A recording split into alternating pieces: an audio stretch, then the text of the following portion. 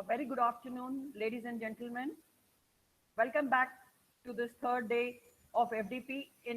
It's the ninth session, sir. Hari sir, today we had Lavni sir talking about intervention research, and early morning we had also got Dr. CD Lokande sir. He spoke on the measures of excellence research indices. Mein. Uh, So I have the privilege today to introduce to you Dr. Hari K.S., Assistant Professor, Gokhale Institute of Politics and Economics, for the present session to speak on sources of data collection and presentation. Dr. Hari is blessed with academic laurels. He received his Subir Chaudhry postdoctoral fellowship at London School of Economics and Political Science, London in 2018-19. MPhil in Applied Economics and PhD in Economics from Jawaharlal Nehru University, Delhi in 2013 from Center for Development Studies, Trivandrum.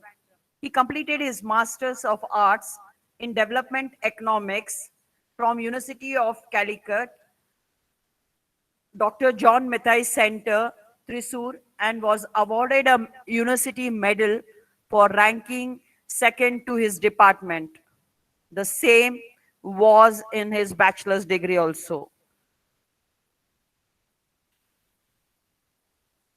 Dr. Hari has cleared the national eligibility test for lectureship with junior research fellowship.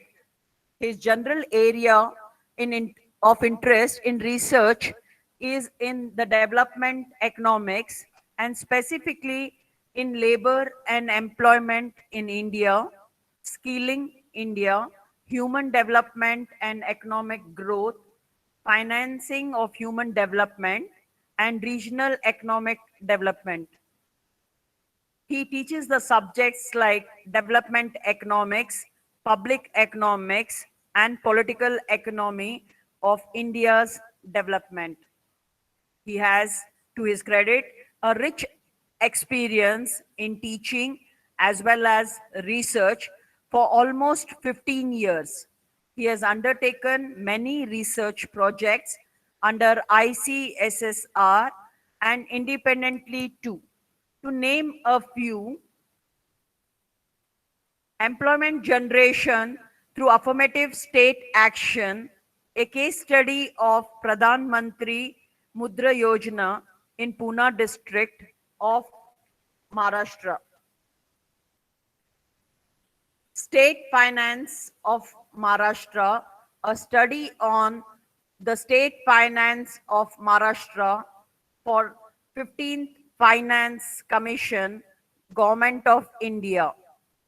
Seasonal migration in Maharashtra is an independent research project completed in October recently.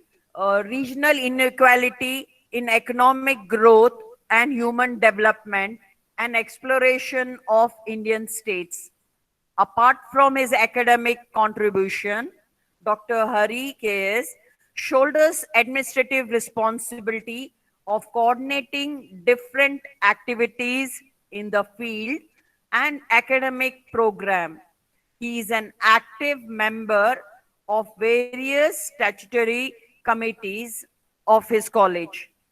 He is also a recipient of many fellowship and awards. Just to name a few: London School of Economics and Political Science, Subir Chaudhry Postdoctoral Fellowship, Reserve Bank of India Scholarship for faculty members from academic institutions, Professor K.N. Raj Teachers Fellowship 2017, awarded by Center for Development Studies, Trivandrum, Kerala, India. University Grants Commission, Government of India, Senior Research Fellowship, also UGC of Government of India Junior Research Fellowship for his MPhil and PhD. He has, to his credit, numerous papers presented in national and international conferences, books edited, articles and working papers in national and international journals, participated in conference at national and international level. He had the fortune of visiting Istanbul, Turkey, Rome, and Italy for presenting his research papers for international conferences. He has also contributed book chapters in various edited books. He has also published a book titled as Seasonal Migration of Laborers in Maharashtra, to his credit. He has organized numerous workshops, has chaired sessions in national and international conferences. He has delivered guest lectures and has also been a speaker for plenary sessions, for workshops and conferences. He has also been a member on numerous panel discussions and has had the privilege to be a member of various board of studies. We certainly are privileged today to have him speak to us on sources of data collection and presentation. Please join me in welcoming Dr. Hari K.S. once again. I also welcome all the participants once again to this session. Over to you, sir. Hari, sir, you can take charge.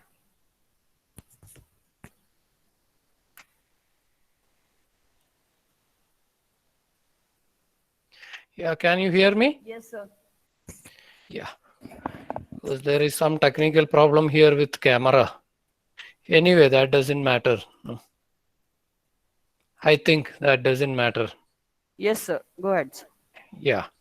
At the outset, I would like to thank Madam for a detailed introduction.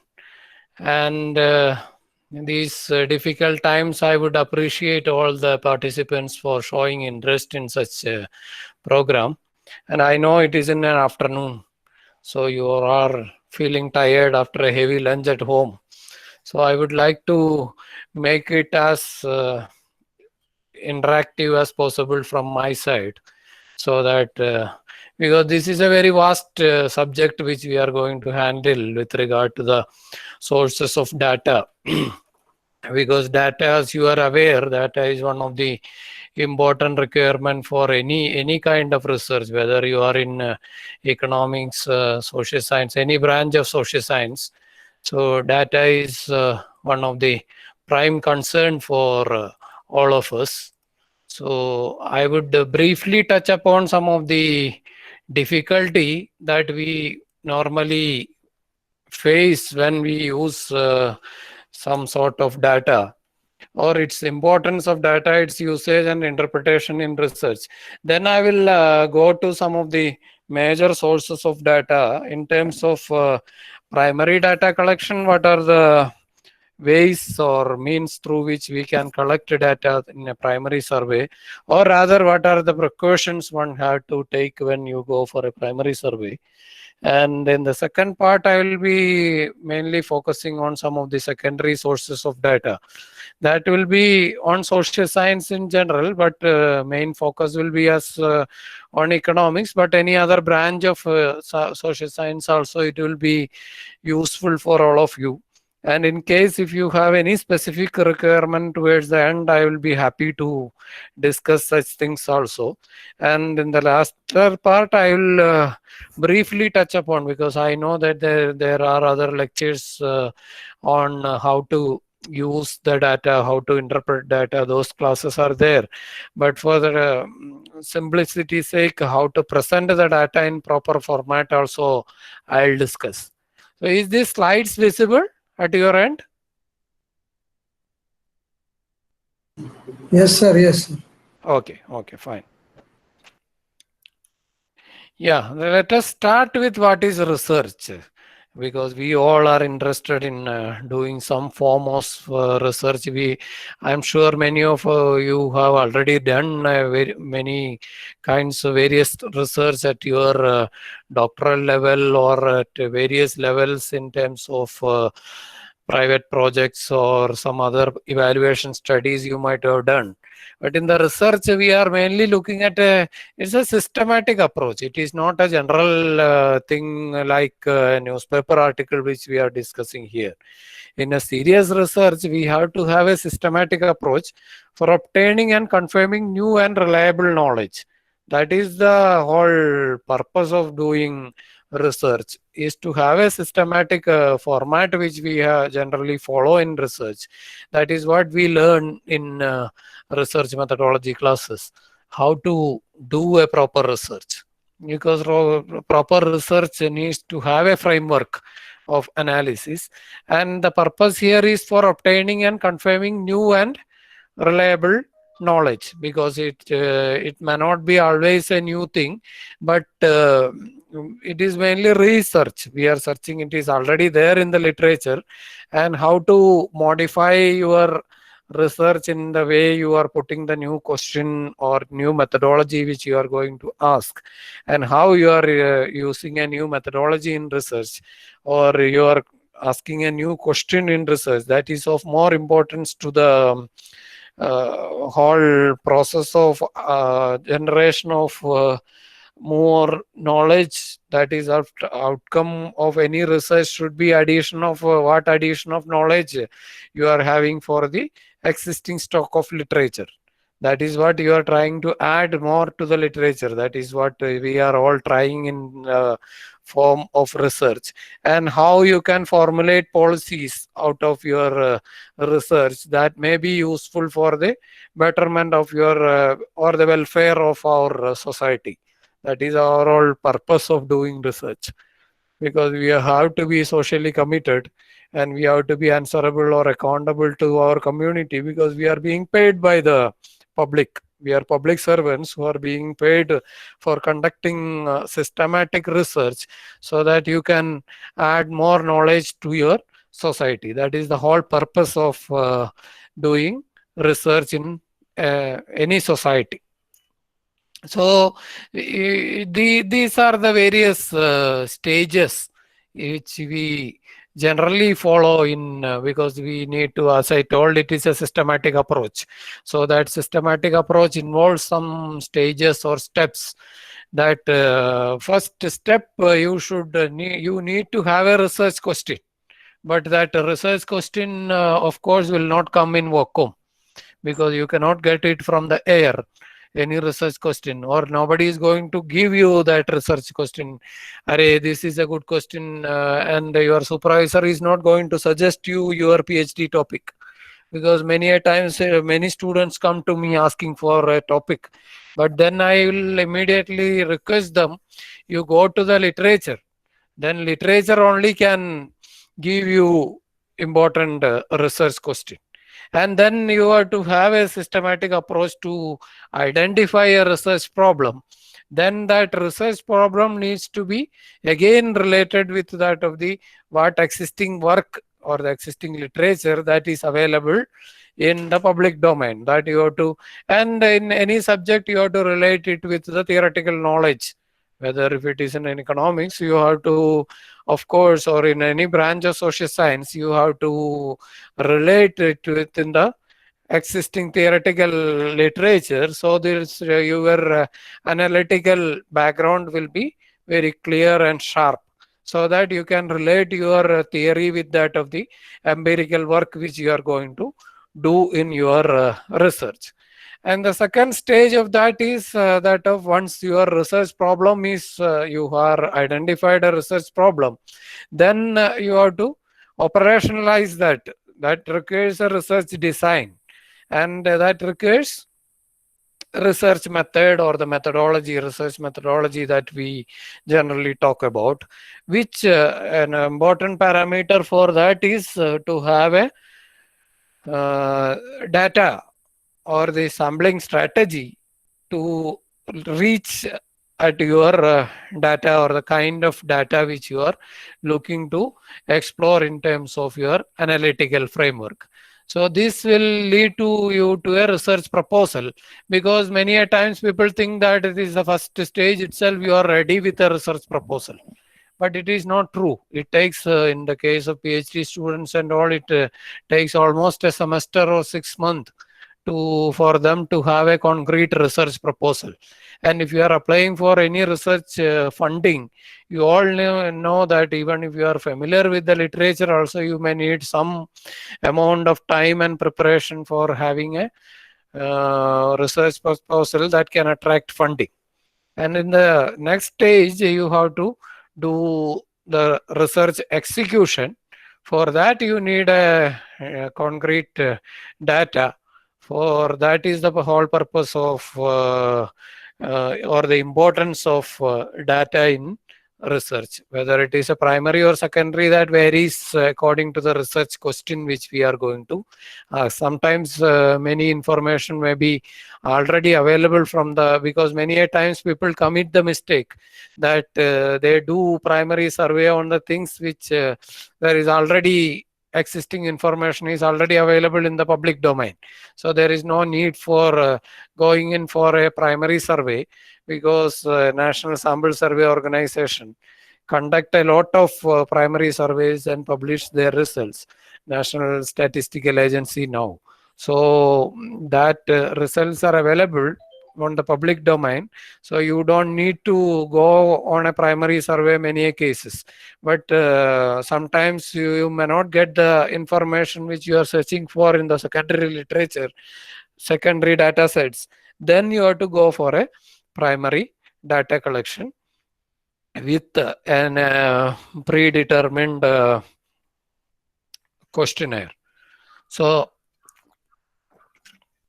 data collection is the next stage of research, and then you go for the analysis of data, and research report is going to be the, or after analyzing and interpreting the data, you are going to reach a stage where you are ready to prepare the research report.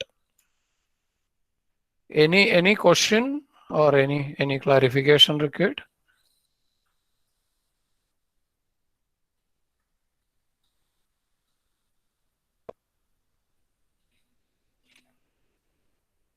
Because this is the difficulty of these online platforms, no? Because I can't see you, I can't see your face. That itself makes my job difficult, no? Because I'm talking to my machine and you are listening to your machine. So in this world, if you have any question, you feel free to ask me. So what is pilot testing? Yes.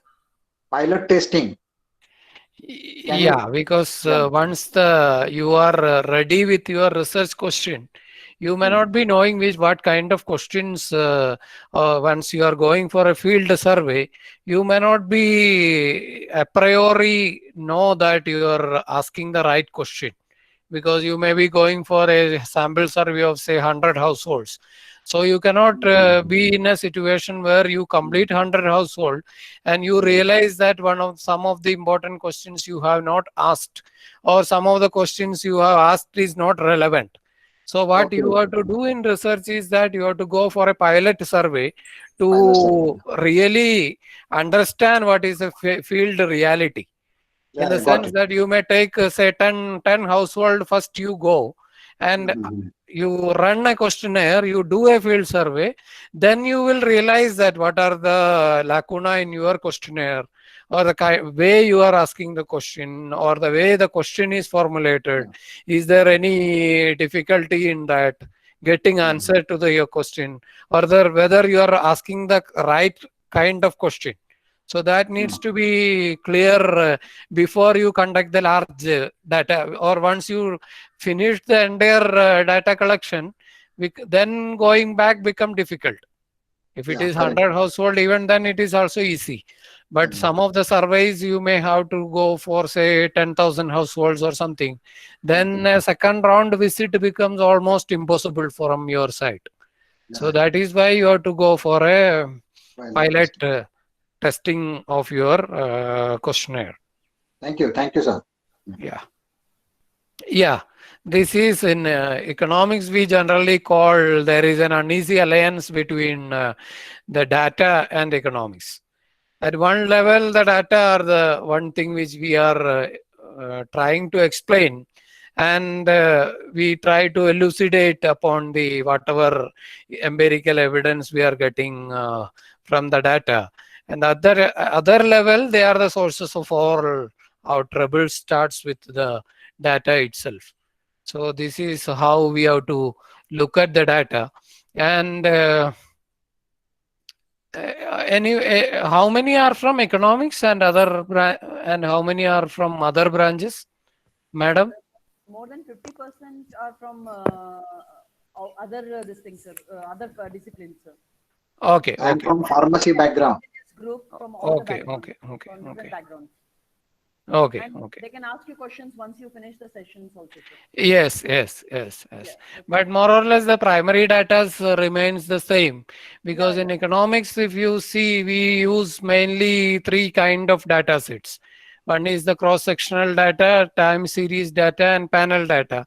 So these things, cross-sectional, I will briefly explain now. If you have further clarification required at the end of the lecture, we can discuss. You note down the points or clarification, whichever is required, so that I will get enough time to complete my presentation, so that you will be able to ask questions also. So cross section is at a point of time you are taking different household. If you are conducting a household survey at a point of time, then we call it as a cross sectional data. At a point of time, different units you are surveying. Time series is over a period of time. Say for 10 years you are collecting some macroeconomic data, then we call it as a time series data. And in the panel data, we call it as a combination of time series and cross-sectional data. And we have the data may be quantitative and qualitative information, because somebody told you he is from pharmacy. So many a times these clinical trials and all, we may collect not only quantitative data, but qualitative data also. Many a times we come across many of the qualitative characteristics also. So in modern times, we also collect in social science also, we collect data based on, we have techniques for that qualitative data collection and analysis. So we do have both type of quantitative and qualitative data. And this I will skip this, and then going to some of the common mistakes that we generally make in applied research. Basically, the first mistake, failing to use your common sense. That is the most thing in any subject. If you are entering into research, you should not lose your basic common sense. So that is a fundamental thing in research, because you, even though we call it as a systematic approach and all, common sense we should not lose while doing the research. And the second thing is that asking the wrong questions first, and ignoring the work and contribution of others, and being familiarize yourself with the data, and making it too complicated, and being inflexible to the real world complication, looking the other way and you see when some bizarre result, and obsessing over the measures of fit and statistical significance, and assuming your results are robust without doing any statistical analysis. Many a times what researchers do is that they believe that their results are the perfect one without doing proper statistical analysis. So that it will be a wrong way, or some of the mistakes that often do, because research after all is logic. It is the logical way, how logically you are going to answer your research question. That is what is we are interested in research. So you have to be very this thing at the level of data. Misrepresentation of data should not be done. Mistakes in collection, wrong entry, these are some of the things often people makes in research. And inappropriate usage of techniques, model definition, because social science, many a times we use many models without properly understanding the relationship among the variables. So the first thing in any statistical analysis is to try to understand how the variables are related. That is what you have to do in the first stage of your research itself. Otherwise, you are going to model the things in a very wrong way. Yeah, these things becomes even more important when I talk about the economic research. Since many of the participants are non-economics, I don't go into the details of this. But I will give you a very simple example here, so that you becomes even more, the session becomes even more interesting, in the sense that you look at the table given here. So if you look at the percentage change in terms of, say I have marked Bihar and Kerala in terms of percentage improvement in human development. So which state is better in terms of improvement? Obviously, Kerala, sir. Why you are telling Kerala? See, the You figure look given at here the is column 1, 2, 3, 4, 5, fifth column, you see the percentage change. Is 1999, 2000 and 2007-8. If you look at the 2007-8 Human Development Report, you can see this table. right, sir. So 25% improvement is better than Kerala's 16% improvement. Because many a times journalists and nowadays many government reports, you can see this type of interpretation. I just want to warn you against this type of interpretation. That is why, in terms of improvement indices, you cannot take the percentage improvement. If you take the simple percentage improvement, here you can see that Bihar is better than Kerala in terms of percentage improvement, isn't it? True. Very much true, sir. But if you, then what is the problem with this arriving at this conclusion? Because in case of improvement indices, you cannot take the percentage improvement. There is something called an improvement index, which is given by Amartya Sen and all, because you at the higher levels of attainment in human development or any indicators, when you reach a higher level, then improvement becomes very difficult. If you are 90% literacy, improving it to say 100% is even more difficult rather than say from 50% to 70%. Hope you are understanding. Yes, sir. Yes, you are right. You are right, sir. Correct. If a state is having 50% improvement and they reach at 70%, because these days Niti Aayog and all come with lot of reports on the improvement on various dimensions, on infrastructure index, this index, that health index, so many indices comes, and they claim that some of the states which are underperforming are making rapid improvement. So you have to be very careful while analyzing such data and finding or reaching at the result of such studies. If you take the improvement index, then Kerala becomes the state with higher improvement in human development. So these things one needs to be very cautious and careful before going into the details of these are some of the fundamental things one needs to take into account before entering into the domain of data collection and research.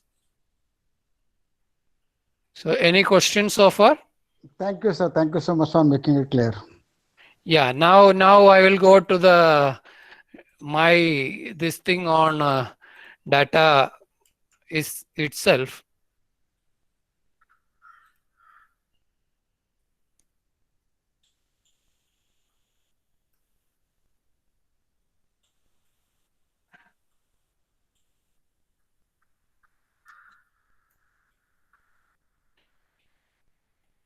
Is it visible? Yes, sir. It is clearly visible. Yeah. Yeah, there are two main sources which everybody knows, I hope. What is the difference between a primary and secondary source? Somebody can tell me. Yes, sir. It is familiar with all participants. Yeah, in the primary source, the researcher himself or herself will go to the field and collect a question, this data based upon his objectives that he or she is setting in the research, and based upon a questionnaire that may be either going directly to the field, or you may be emailing the participants, or through telephonic interviews, or whichever medium you are going to use for collecting that specific information. But secondary data sources are that is already collected and published either by some public agencies, or many a times the private agencies are also making available the secondary data these days. So another thing is that in the secondary source also sometimes some primary data will be available. That is what I told about the NSSO data and all. Many a times it is not the individual researcher himself goes and collect, but they collect the information and share with the researchers. And that also many a times it becomes unit level information, so that you can have all the characteristics of the primary data that you are going to use. And these are before going into the primary survey itself, you should be, I'm repeating here again, with regard to the research question should be clear, your objective should be clear, you should have a standard questionnaire, then sample selection, survey, tabulation, presentation of data, and interpretation of result. These are the various stages. I will first go into the primary data, then we will see what are the major sources of data in terms of secondary sources. Then we will see how to present the result or data in a proper format. Yeah, the first thing in any primary survey is defining the target population upon which you are going to conduct the survey. If it is say you are going for an all India survey, or you are going a Maharashtra survey, or a village survey in your respective village, or a tahsil, whichever is going to be your population, that you need to clearly define the target population upon which you are going to, or whether it is a household survey or an individual survey or a selected group of individuals, if it is a clinical trial and other. I will talk briefly about the randomized control trial also, so that the clinical people also can be made happy with the kind of research which are going on currently. So you remind me on that towards the end. I will talk on this randomized control trial also. So this critical success of the research depends upon the target population, and it rely on the logic and judgment of the researcher, and this should be defined in the connection with the objective of the study, because it's a collection of elements about which we make an inference. Population and sampling units are that non-overlapping collection of elements from the population that cover the entire population. That is, these are some of the technical terminology that we generally use in research. No, that just I am highlighting those things so that two types of error that you can make in the case of sample collection selection as well as sample collection is in terms of sampling error and error in terms of coverage of sample itself, and there can be errors of non-observation also. Is the inability of the person responding to come up with the answer, or refusal to answer, or inability to contact the sampled elements also can happen in the terms of research. These are some of the problems that we all face when we go for a sample selection.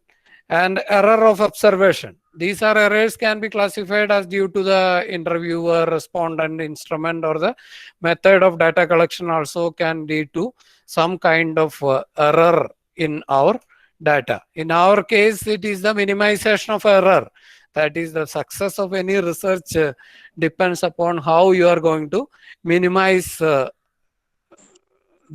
error that you are going to get in terms of the kind of data which you are going to collect at the end of the session. And interviewers have a direct and because that is why the pilot survey which I told in the beginning, you need to have a background information about the research question which you are going to have. Then only, because you need to have an involvement in the research question, then only you will be able to ask the correct question in the correct time.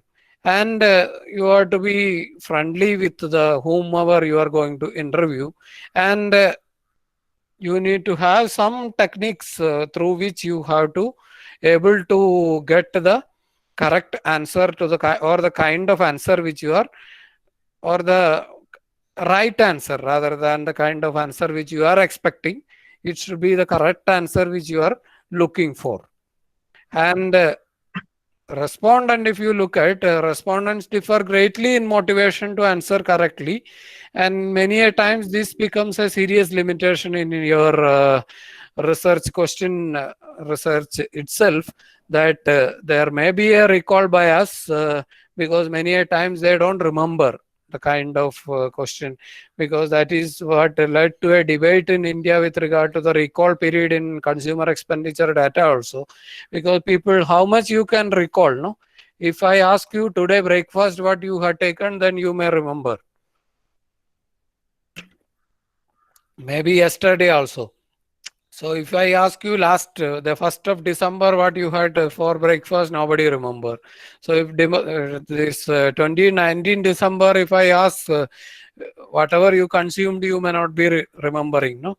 So that is why recall bias is always a difficult problem in research. So that is why 7-day recall period, some of the commodity or the expenditure generally in consumer expenditure and all, we define the recall period for commodities depending upon the commodity, because some of the goods we ask for the last or the previous day recall, and then we multiply with 7 into make it weekly, then monthly and annual. That is why how we do recall. And some commodities, say some consumer durables and all, 1 month recall. If I buy a car this year, I will remember that any point of time. So such goods you can have a larger recall period. So those things you have to be very careful when you are asking the question to the respondent. Otherwise, you are going to get a wrong result for your question. Yeah, this census sample difference everybody knows, I hope. Census is something where the entire population is taken into account, and the sample is where you are collecting a group based upon the statistical technique which you are because the population of interest is usually too large to attempt to survey. So a carefully chosen sample can be used to represent the population. That is what you are going to take from the population. And there are two ways in which you can take the sample.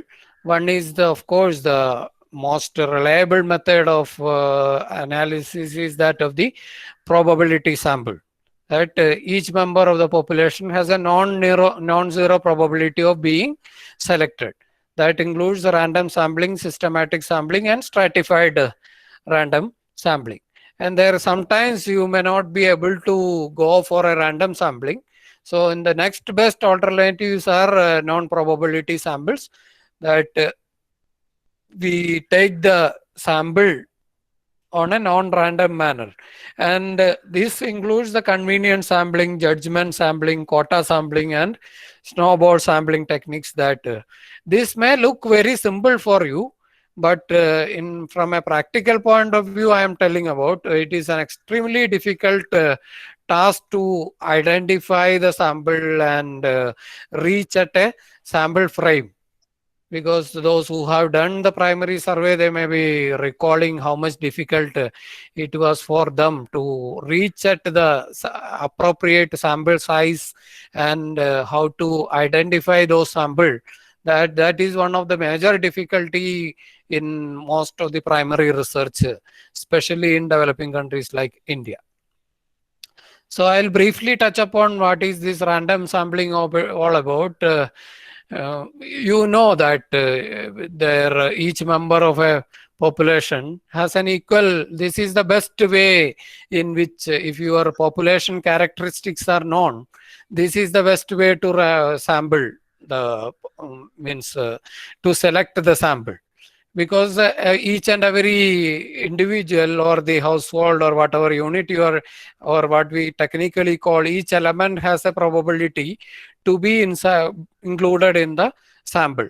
That is what is random sampling is all about. And in systematic sampling, after the, because in many cases you may not be, because the sample size is too big, you cannot go for a random sampling. So in such cases, sometimes you may go for a systematic sampling also, because it is also called the nth name selection technique. After the required sample size has been calculated, every nth record will be this. Also in a way it is a randomness, but it is not exactly the random table that determines your, or the probability table that determines your outcome. Rather, this is the next simple technique that is available for sampling. And third, this is what the NSSO and other agencies do, is to stratify the entire population into subset, and then stratums are taken, and sufficient subsectors are identified, substratas are taken, and from each stratum they take the sufficient number of samples. So this is the most popular method that Indian secondary data agencies, when they collect the say National Sample Survey Agency, when they do any kind of consumer expenditure data or large scale surveys, this is the method which they generally do. They stratify it to say, otherwise the sample we don't know, because they first stratify into states, then they tahsils, then villages. Like that, they stratify the population and then collect the sample according to the requirement of your study. And that other approaches, I am not going to the details of that, because I am sure you all know about these things. Just quickly I will go through this, and then I will give you some warnings that may be of more relevant to your research than this thing. Then in the case of many a times researchers end up in doing convenient, because this problem with the convenient sampling is that then you lose many of the statistical probabilities, statistical properties actually, because this becomes a biased or non-probability sampling, no? Because that foolproof evidence you cannot give in terms of, because there is then always a problem of generalization. And the advantage of probability sampling is that you can generalize from that of sample to population. You can easily generalize it if it is a systematic random sampling. Then the other method is judgment sampling, quota sampling, and snowball sampling. These are some of the non-random sampling techniques that we generally use in the case of sample selection. And there is a general question which many of you are also not sure about: how much should be the sample size?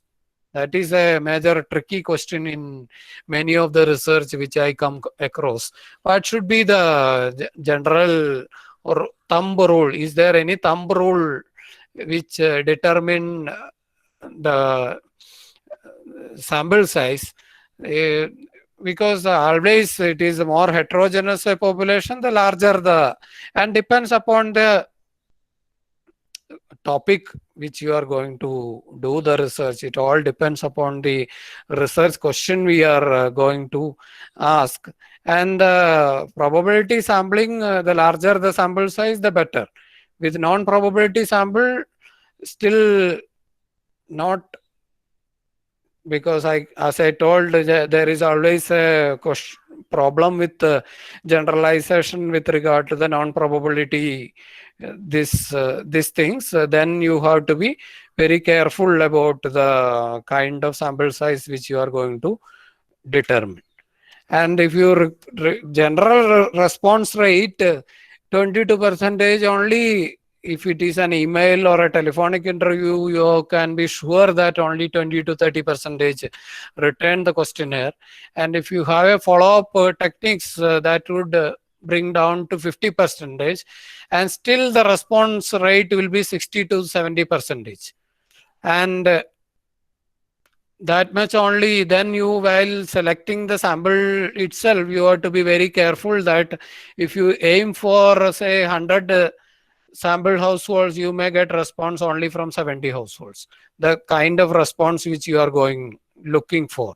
So that is another difficulty which you are going to be very careful while you are doing research. So these are some of the things which you have to be very clear when you are looking for a sample survey based on a questionnaire. That question should be short and clear, and ensure that all the relevant variables are collected, and avoid unnecessary and repetitive question. And you should be very clear. Clarity in units should be there with regard to the interviewer himself. And if possible, you should have to construct the model first and then include all the required variables in the questionnaire. Many a times you do the survey, then only you will realize that that is why we always need to have a pilot study done at the beginning. Then you should model the things, and then accordingly you have to properly follow the questionnaire, and you should sequence the questions properly in order to have a better data collected at your end. Otherwise, you are going to end up in a scenario where you are going to have a questionnaire will be on the one table, and you will not be able to analyze the data, or may not be able to get the required question. And my experience is that always try for a 5% of population as the sample. If and when possible, you should take at least the 5%. And when taking the sample also, one need to be careful that many cases you have to have a control group also. You don't think that you have to be, because you have to compare your result with that of you have to compare with somebody, no, your result. Say, that is where I called about the control group.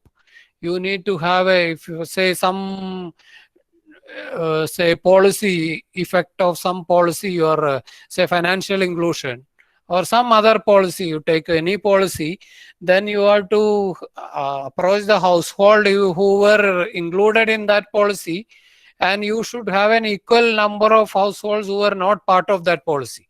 Then only you can estimate the impact of such a policy. No, you have to compare with the group that has received the medicine and the group that didn't receive the medicine. Then only, that is what is happening in the clinical trials also. No, if say 20 people are given a medicine, vaccine and 20 people are not given the vaccine. So what will be the impact of that disease upon that individual? Or in a kind of a medicine, if you are giving, if you are giving to 20 people, then you should not give to 20 people. That is a control group where you will not administer that medicine, and you will see what will be the impact of that medicine upon that control group. Similar way, in social research also, you have to have a control group to, in order to, many a times researchers approach only those beneficiaries who are directly affected by that policy, and they will not survey in your I'm not sharing any screen, I'm talking only, because my video is also not visible. That is why I'm just speaking. I think I am audible to you. Well, one Yes, question sir. I would like to ask you, sir. Yeah, tell me. So, is there any impact of advertisement by some celebrities on sampling? Say, for an example, Jandu Balm. Jandu Balm by Malaika Arora. So, will there be any influence on selecting the samples? No, it is up to you to select your sample. No, how their this thing advertisement affect your study? It will not affect you. If you are conducting a research, then Yeah. it is up to you to select the sample. No, so sample selection it is at your end. Okay, sir. Okay, thank you. Yeah. Any other question?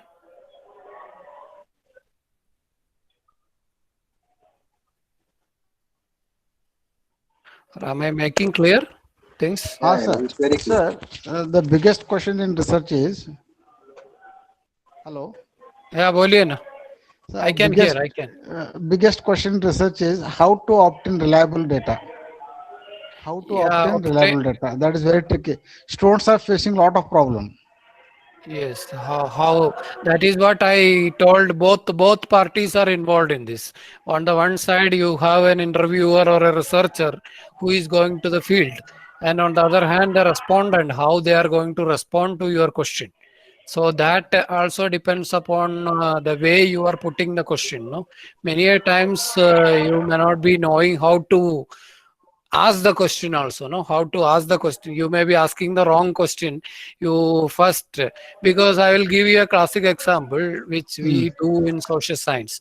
So if you ask somebody's income, if you ask if I ask you your income, you will not be happy to share your income details with me, isn't it? True. But if I ask your consumption details, I can indirectly estimate your income, no? True. That is true. Because that is how we have to attain our object. That is why we never have an income survey in India, because we know that people are not going to give you the correct information. But in terms of expenditure, if I ask you, you will respond almost with, say, 90% confidence.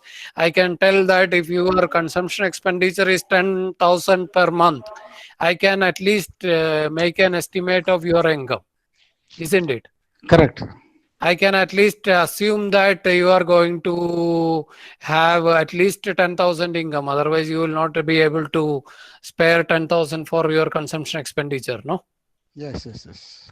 So these are some of the things which you have to be bit careful.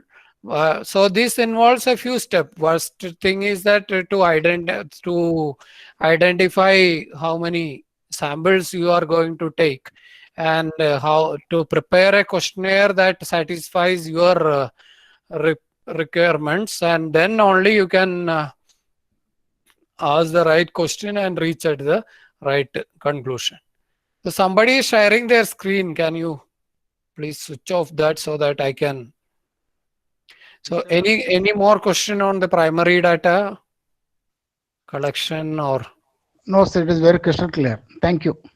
Sir, how to go for controlled sampling? Hello? Yeah. Which Controlled way sampling. you want to control? Sir, I'm in pharmaceutical industry. Yeah. So normally what happens, we keep control samples into the quality control laboratory. so that in case anything untoward happens into the market, that data can be compared with the standard samples that are kept into the laboratory. So those samples, we call it as controlled samples, and they are preserved till the shelf life of the product. Whichever medicine which you are going to. In any medicines, whatever medicines are there into the market, for every medicine there are controlled samples into the manufacturing units. Okay, so how you collect those control samples? So we just randomly collect 50, say 10% of whatever is produced. Suppose if a batch of 1 lakh is there, then 1% of that, 1% of that is 100 samples. Of that medicine? Yeah, of medicines, yeah. Okay. Of all medicines, we collect control samples, and these are randomly picked up, and they are maintained into the analytical laboratory or quality control laboratory. So that if anything goes wrong into the market and some absurd results are produced into the market, then they can be compared with the standards that are available into the manufacturing. Okay. Then what is your question now? So in population, how to go for controlled sampling? Because in the this is something different from that which you are talking about. Because in the clinical trial you are talking about and clinical medicine trials, or medicine or something, but in the real research what you are talking about is with regard to the in social research and all. I will make your question again clear here. If your medicine experiment, say if you are say experimenting COVID shield or something like that, Serum Institute is doing some randomized control method here. So they are giving that shield protection to somebody. Then they will also have after say 6 months, they will also conduct a study. I'm sure that what impact, how many of them got the COVID after, say even after administering vaccine, how many of them got? That will be systematic sampling, no, sir? Yeah. That will be systematic because we go for clinical trials. 1, 2, 3, 4 phases are there. Yes. So that will be systematic because that has been fixed up, or it is say prescribed by official monographs. Yes. First trial it will be 20, second it will be 100, third it will be 1,000, and fourth it will be in lakhs, like that it is. Yes. So those figures are already fixed up by WHO. Yeah. No, So I am talking about how to incorporate such a framework in social science also. Because the difficulty here is that in your case you can scientifically examine. In our social science case, if for example free ration is given to a village, say selected households in a village, and will that affect the poverty level of that village? In such question, there is no standard framework available, no standard framework available. In such cases you can also adopt this kind of a framework where you have to take a few households that have received this free ration, and you compare with those households that didn't receive any kind of free ration. Then you make a comparative study. Then only so like that, all the policies which you are talking about, any economic policy or any welfare policy of the government, you have to compare it with across the sample. So you have to have a control group. That is what I am talking about. I am emphasizing on the control group because in many a times researchers don't take this control group seriously. They take only kind of samples that they require without taking care of the proper control group. So then they will not be in a position at the time of analysis, they will not realize whom to compare. No, that becomes a serious problem later. There has to be some standard. Yes. That only I want to make it clear, because all of these things I know everybody knows. As a researcher, you all know. I just want to, my objective here is to refresh your mind in a way that you approach the research in a systematic way. Right. Yeah. Thank you. This is not the first time you are listening to this. I know that, because you have been listening to various lectures on sampling and other things, no? Right, right. So that is why I didn't go into the details about these things. I No, just scientific sampling is something different. Yeah. yes, yes, yes, yes. Thank you. That, Thanks, sir. yeah. So shall we move ahead? Can I move to the secondary sources? Yes, sir. Yeah, because I have only half an hour left with me, no?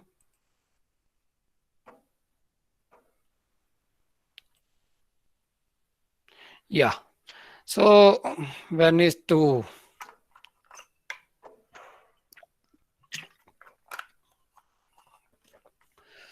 so anytime you can stop me, even with regard to this also. So mainly I'm talking about the Indian case. Don't think that this is only with regard to economics. This is true for any. This is equally good for any social science students. These data are equally available and useful for all the social science students, because you have three main sources of data. One is the administrative data that is going to be available, because most of the administrative data are freely available to you. That is the easy way in which you can collect the data, is with regard to the one request I will have for all the students or participant is to, after the lecture, you go back to the ICSSR website, Indian Council of Social Science Research. There is an agency that funds social science research in India. So if you go to their website, ICSSR database is available. It is a free database. You can, only thing is that you need a registration for that. With your institutional ID, you can register for that, so that that data becomes, because many a times most of the social science research, you require data based upon that secondary sources only. So those, all the secondary data is available with regard to the ICSSR nowadays. So you can easily get those information from ICSSR. So let us go one by one. And the second source is for private sources. Many of them require access or payment in India. One is the EPW Research Foundation, Center for Monitoring Indian Economy, India Stat, Thomson Reuters, Bloomberg, and you have, of course, the international data sources also available, because many of the international sources again is free databases. You can access them online easily if you have internet connectivity.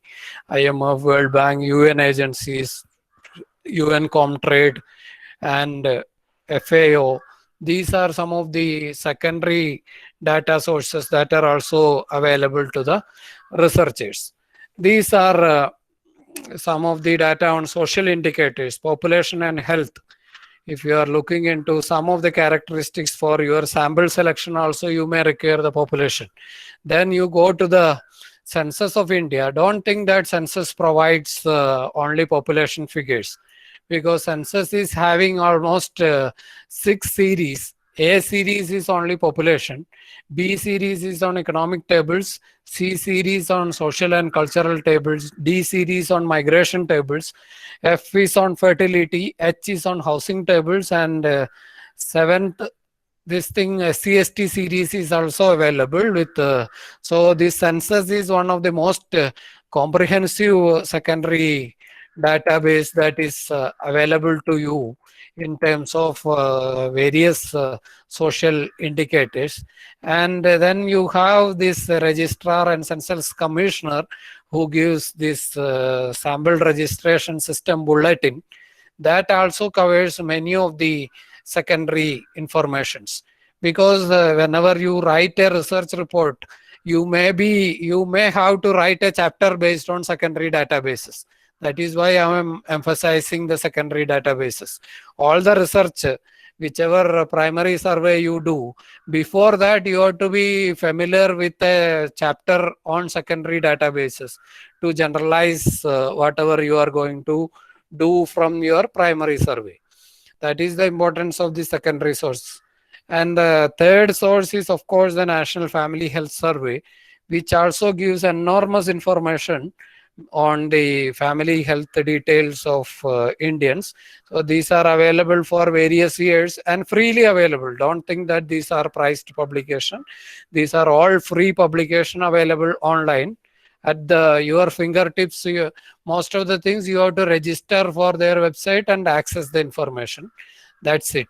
And use only for research purpose. Those conditionalities are there, but these things are freely available to you. And these are the NFHS 4 surveys are there. This estimates indicators of population health, nutrition by background characteristics at national, state level, and even district level also. And it also includes the height and weight measurement, blood test for HIV, anemia. All this information are available for the selected sample across the country. So for this 4 years, information is available. So anybody interested in such type of studies may look into this. So if your purpose is on school education or higher education, there also MHRD provides all the information, because you have this again school annual survey on higher education, and primary education also surveys are done by the government. So that is also available. And when you talk about poverty, latest estimate is that of the NSSO consumer expenditure data for 2011-12. There you have to go to the MOSPI, Ministry of Statistics and Program Implementation, mospi.nic.in. So if you go to that website, you can get all the information with regard to the NSSO data also. And this is what I told. This ICSSR data services provides all this information, and you can get information on employment, unemployment, wages, all these parameters. Informations are available with you. Many a times, without knowing this information, people end up in a primary survey in your village or in your district. You go for a primary survey, but the information, because the cost involved, time involved for a primary survey, we all know how much is the difficulty in having a primary survey done. So many a time this information, this unit level information means the household level information. These are not the aggregate tables that is available. You can access the primary data itself from these agencies. Yeah, these details I am not going into. And some of the other employment parameter data is with regard to the consumer pyramid survey, that is a priced publication. But if anybody is interested in, they can access those sites also.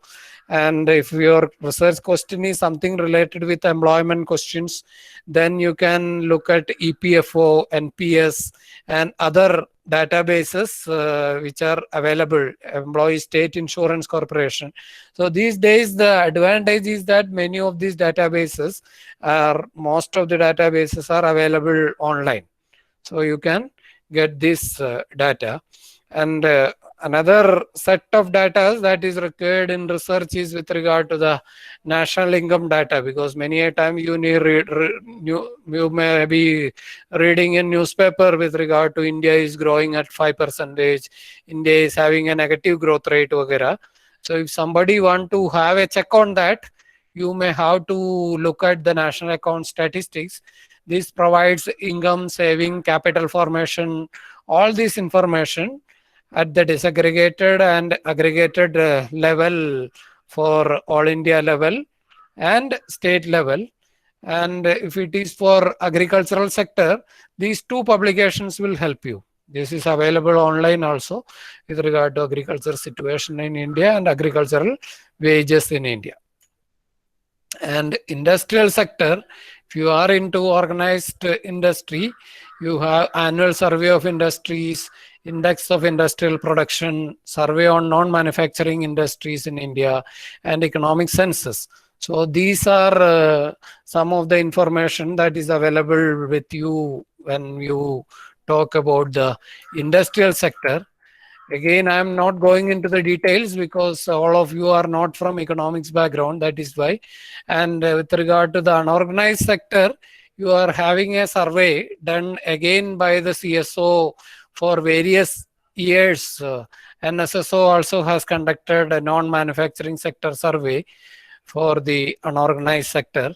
And corporate databases, if you are interested in, say, share market and other things, then these corporate statistics is available from Annual Survey of Industries, Reserve Bank of India, then Bombay Stock Exchange, and Center for Monitoring Indian Economy. So these are some of the databases that are providing information upon the corporate sector also. And Department of Company Affairs, ASSOCHAM Parliamentary Digest. These are some of the other databases which you can refer into. After the lecture, I will share these slides so that it becomes easy for you to recall and recollect it, because I am going a little bit fast, I know, because we are not meeting face to face, no, so that difficulty is there at my end. So I am trying to go quickly so that at least I will touch upon all the databases that are available in India. And if you are looking for price indices, then you have to look at the Labor Ministry.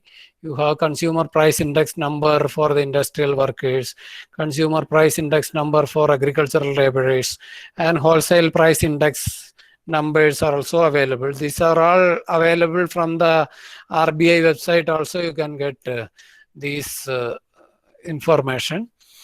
And for financial sector, you have RBI, then CMI, all providing information with regard to the financial sector of the economy also. So these are some of the major databases available with us. And if you are interested in some trade databases, then with regard to the WTO and other related issues, if somebody want to have some idea about the world trade, then you have UN Comtrade available freely with regard to the uncomtrade.org. If you go there, you can get information on the trade statistics also available with us. These are World Integrated Trade Solution. Easy access and availability is there. These are all free databases available to you. So you can easily access those and get information from them.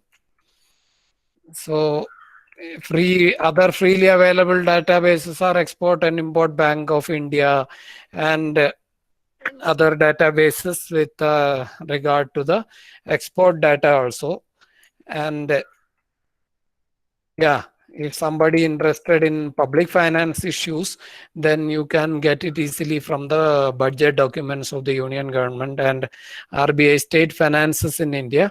So these are the major databases that are available in the public domain with regard to the various social sectors in India. And I would request all of you to register for that ICSSR data services, so that most of the secondary data you can access there, especially survey data. If you can register for that, then NFHS, then mospi.nic.in. So these 3-4 website, RBI also. So these 3-4 website will give you maximum required data at your requirement. Before going into any primary survey, my request will be to you first search for the secondary information available. Any question?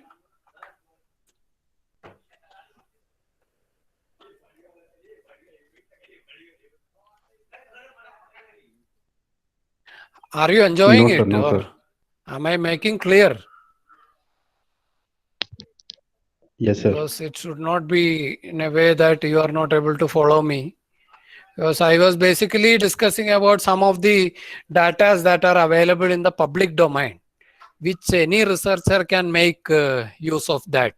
So that you should not run short of data, no? Because many a times researchers doesn't know where exactly the data is available, because that itself waste a lot of time and energy for the researchers. So my purpose here to give at a point of time all the information, so that in future you should not suffer in terms of data search, where to get the data. That should not be a problem for you, because the first step in research is to look for this whatever secondary data sources available. Then in the next step only you have to bother about primary data. If the secondary data is not sufficient for your research, then only go for a primary survey. Many a times secondary data will be sufficient to answer your question. So that as a researcher you have to decide. So that you should be, the awareness is most important thing, no? So that where it is exactly available and what kind of data, what kind of unit they are available. So these things I will share with you, so that you will be able to access it in a better way in future, in your future research.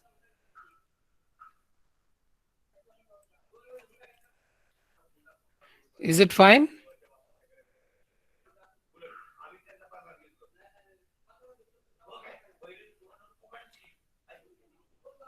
Yes, sir. Yes, sir. I just want some interaction from your side.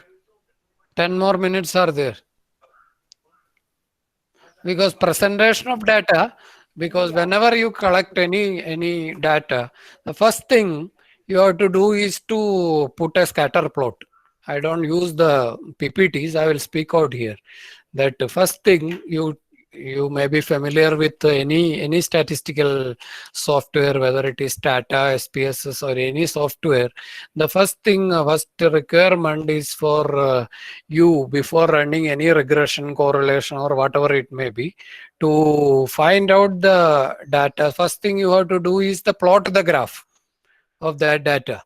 Then you see how that data is distributed, which whether it is a normal distribution or any kind of distribution, that you will immediately come to know.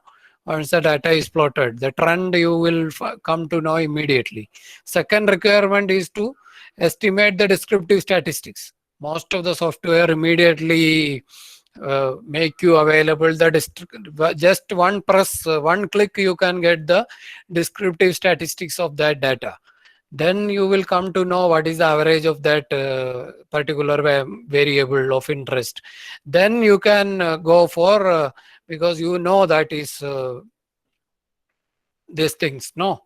How to make a hypothesis, you know. What is hypothesis? It's a testable proposition, no? You have to make a testable case for this thing, hypothesis. Then you have an alternative null hypothesis and an alternative hypothesis. Then what you are doing in research, you are taking a sample and taking a study to prove your hypothesis is getting rejected, so that the alternative hypothesis is correct. Isn't it? Am I making clear?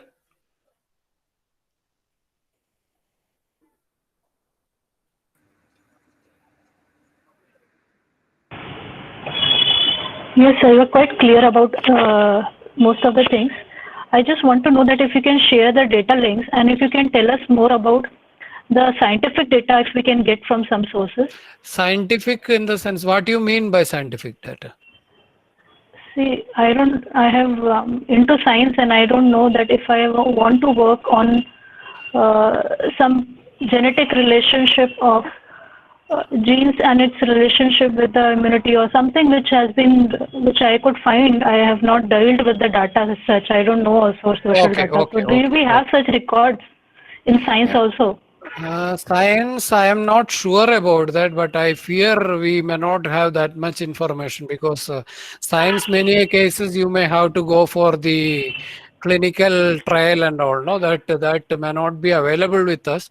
But secondary data, NFHS, National Family Health Survey, that may be of Okay. use to you to arrive at least some kind of a general understanding of Okay, the. National Family Health Survey. Yeah, Okay. yeah, yeah. That you can access it. That you can Mhm. immediately register with that database and you can have an access. That gives many information with regard to the nutritional indicators, health indicators at the macro level. Okay. May not be at the individual level, but at least at the macro level, you will come to Yes, sir. know about which region is having more anemia or which kind of or which say age group, or whether Yeah. women are having of which age group, or children of which age group of which region.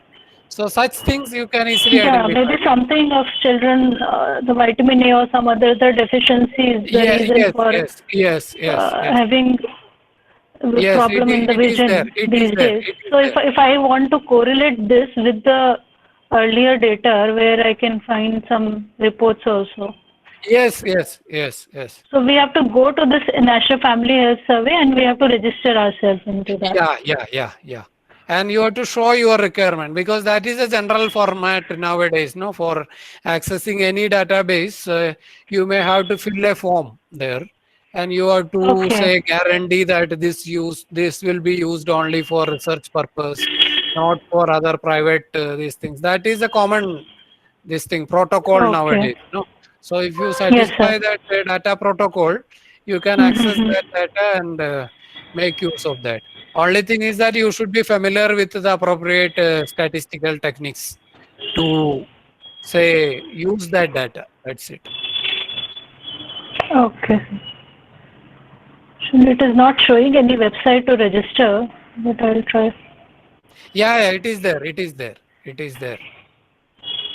Okay. Yeah, No, National Family Health Service website is there, but its registration, it's not showing. It is only showing obtaining data. yeah. You click there, then you will go to the next page. Then we will Okay, sir. NFHS I'll try to. 2 3. Yeah. NHFS? आगे क्या National. बोला sir आप? No, four rounds are already completed. Okay. So if you go to their NFHS, you Google for NFHS, then हाँ I have. yeah, IAPS website you will go.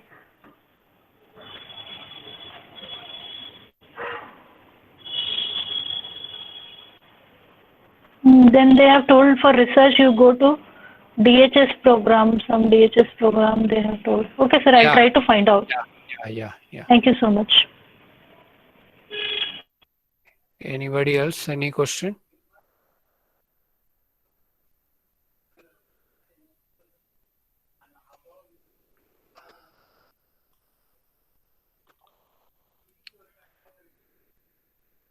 Not even a general question you don't have?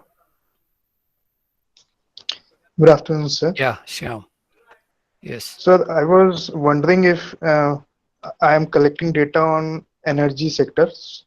So if I have taken the data from solar energy and if I have data from another source, so how to relate these two datas so that I can come to a conclusion that energy sector is having some impact on the socio-economic aspect of the community? Because means alternative energy sources you are talking about. Yes, so the renewable energy. Yeah. Renewable alternative energy, what impact it can have on the social livelihood opportunities of that I'm citizen. wondering how to relate these data and to come to a conclusion. Yes.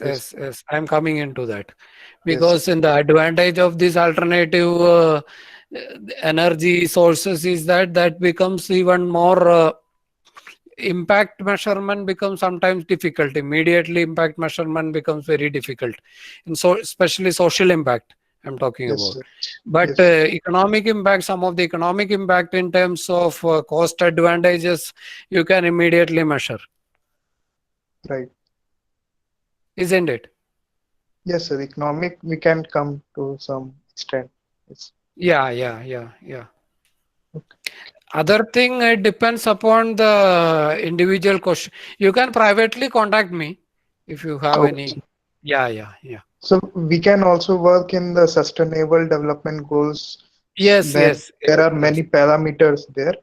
yes, So yes, yes, yes, we can relate how these are impacting, how should we should go forward with it in yes, community yes, wise. yes, yes, yes, yes. Okay. So Yes. you email me. My email ID is hari@gipe.ac.in. Okay, sir. Yeah.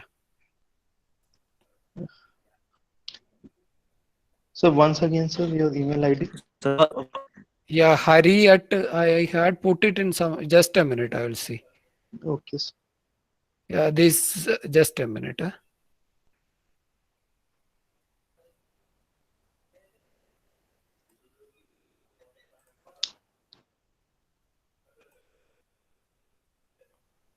Is it visible? It is not visible.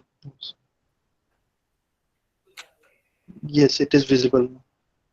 Yeah, last slide will. This slide is having my email ID. No? Okay, sir. I'll Yeah. email you. Yeah. Thank you, sir.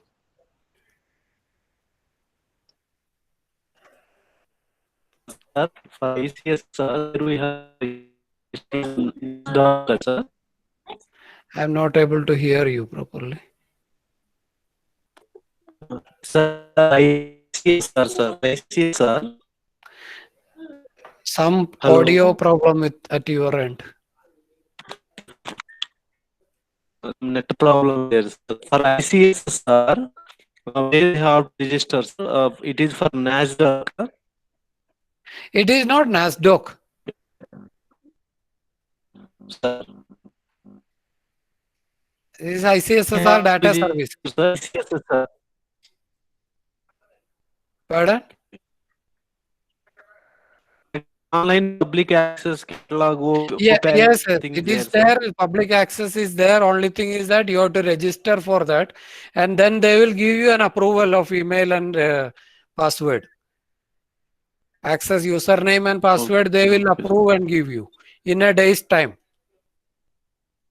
In one day, you will get a username and password. After that, you can use that database.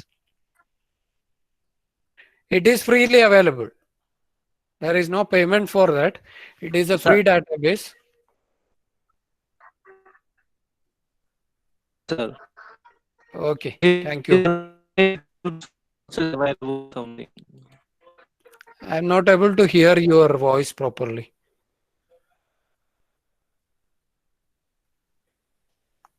You email me. I'm not able to hear you.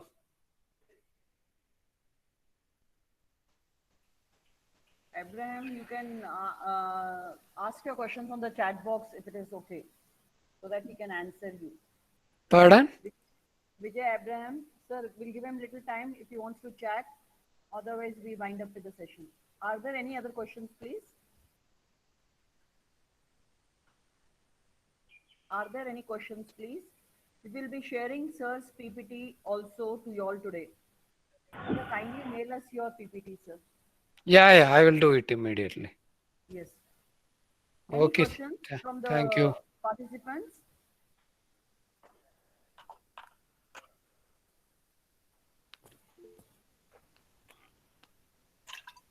Sir, I'm Sonia Rajput.